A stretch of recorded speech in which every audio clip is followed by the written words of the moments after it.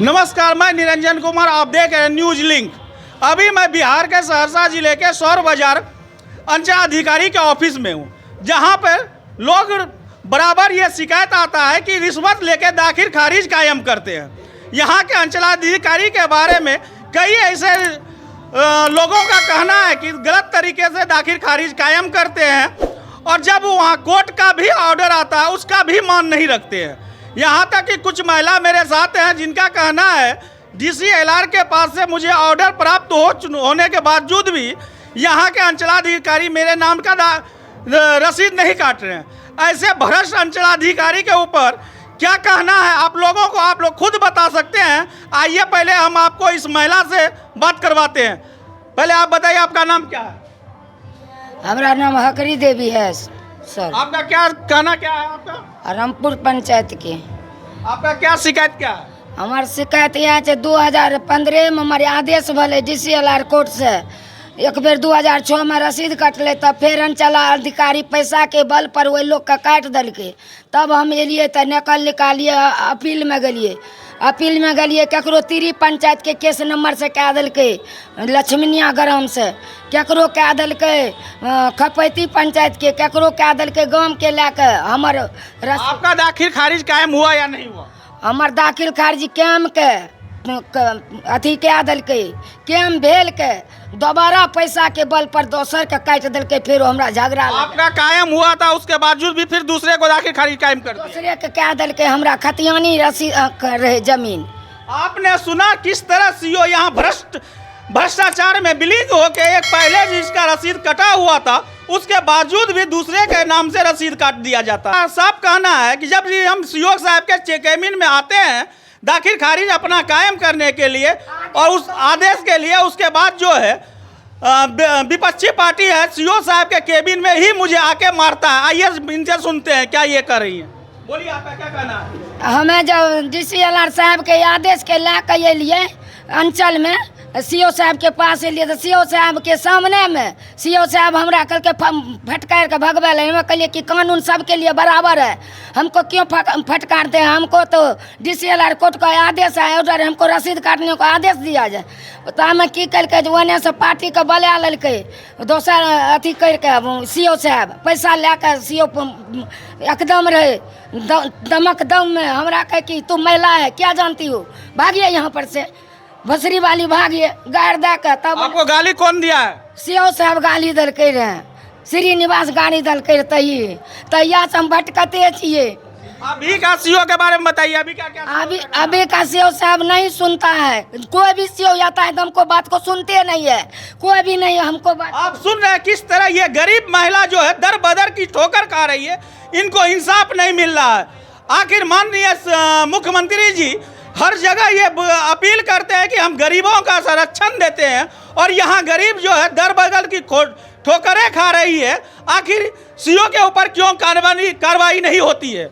और आइए इन महिला से जानते हैं इनका क्या समस्या है, बताइए। तब सीओ की कल के हमरा पर पुलिस ले संजन कुमार संजय अले पिछला बेर में सीओ के पहले जेले रहे, महिला के पहले जेले रहे से ले आए हमरा पर पुलिस। हमारे प्रमुख के चम्बर में नुका लिए, डर से हमरा पकड़े ले बहुत प्रयास कर लगे, कानून के नहीं देख लगे, हमरा पकड़े ले गरीब महिला के सतवे ले इतना प्रयास कलके से हम डर से भर दिन नहीं निकलिए। चम्बर में नुका के रख लगे प्रमुख साहब यार इससे रिपोर्ट लिया जाए। आप सुन रहे किस तरह गरीब महिला को परेशान किया जाता है, इनका जो है दाखिल खारिज कायम नहीं किया जाता, जबकि इन महिला का साफ कहना है कि मुझे DCLR के यहाँ से ऑर्डर पास है, उसके बावजूद भी मुझे यहाँ अंचल का दिन भर चक्कर काटना पड़ता है। लेकिन यहाँ के अंचलाधिकारी जो है मेरी बात को सुनने के लिए तैयार नहीं है। जब भी मैं अंचलाधिकारी के पास जाता हूँ तो मुझे डांट के फंसकार के वहाँ से निकाल दिया जाता है। तो हेलो गाइस, आपका मेरे न्यूज़ लिंक लाइव में आपका स्वागत है। तो याद करता हूँ आप ठीक ही होंगे। तो गाइस हमारे चैनल को लाइक सब्सक्राइब और शेयर करना ना भूलें और बेल आइकन को भी प्रेस कर दें। तब तक के लिए थैंक यू और जय हिंद भारत। ये महिला जो आरोप लगा रही है, यहाँ के अंचलाधिकारी जो पहले थे श्रीनिवास, उनके ऊपर ये आरोप लगा रही है। दरअसल अभी जो वर्तमान की अंचलाधिकारी है मैडम जी, उनके ऊपर भी आरोप है कि ये महिला बार बार अंचल का चक्कर काट रही है, उनके बावजूद भी यहाँ के अंचलाधिकारी इनकी बात को सुनने के लिए तैयार नहीं है। जब मैंने अंचलाधिकारी के पक्ष को जानने का कोशिश किया तो जब मैंने उनको फोन लगाया तो सुनिए अंचलाधिकारी मैडम का क्या कहना है। हेलो। हाँ मैम, फ्री हो गई? नहीं नहीं, इलेक्शन तक फ्री कहाँ से होंगे, अभी ईवीएम रिसीव करने आए हो। लगा रही है हरकी देवी, कोई नाम की औरत है। आरोप प्रत्यारोप तो चलता ही है, लेकिन अभी हम देखेंगे क्या है नहीं है उसके बाद ना। इनका कहना कुछ है भी बोल देगा तो हम कैसे, जब हम कागज देखे ही नहीं है डॉक्यूमेंट, तो हम बिना देखे कैसे कुछ आपको बयान दे दें अपना। ये बोल रही है कि हम लगभग 10 दिन गए हैं सीओ मैडम के पास, हमको हाँ। डर से भगा देती है। हाँ, और तो दूसरी सीसीटीवी कैमरा है मेरे पास सीसीटीवी कैमरा भी है, क्या बोलते हैं फुटेज भी है, जी तो मैम। उसमें देख लिया जाएगा अगर वैसा कुछ है तो। और दूसरी मैम, इनका कहना है DCLR यहाँ पे मेरा ऑर्डर पास हुआ है, और DCLR के यहाँ से ऑर्डर पास हुआ है तो उसको देखेंगे, हम रीड करेंगे उसके बाद ना। अभी तक तो कोई मेरे पास ऐसा ऑर्डर नहीं आया है। बात को समझिए और देखिए किस प्रकार एक भ्रष्ट अंचल अधिकारी अपने पद के हनक के बल पर कानून की धज्जियां उड़ाते हैं। यह न कि समाज के दुश्मन हैं, बल्कि न्याय व्यवस्था को पूरी तरह से चौपट कर रहे हैं। मैं शुरू से कह रहा हूं, जब अंचल में काम ठीक से और बिना रिश्वत के होने लगे तो बिहार में 70% न्यायालय में काम का बोझ कम हो जाएगा, 40% थाने पर बोझ कम हो जाएगा। इसके लिए इनको सुधरना होगा। अब इस केस को ही ठीक से देखें और समझने की कोशिश करें कि किस प्रकार खेल हो रहा है।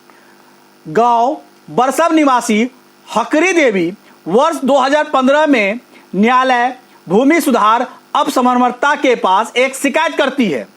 न्यायालय के समक्ष अपने अधिवक्ता के माध्यम से, याद रखें, अपने अधिवक्ता के माध्यम से गुहार लगाती है। अब अधिवक्ता में कितना पैसा लगा होगा आपको पता होगा, सिर्फ देखते जाइए, मैं ऑर्डर पढ़ रहा हूं। बताती है कि लगान वह अपने ससुर के नाम से जमा कर रही है।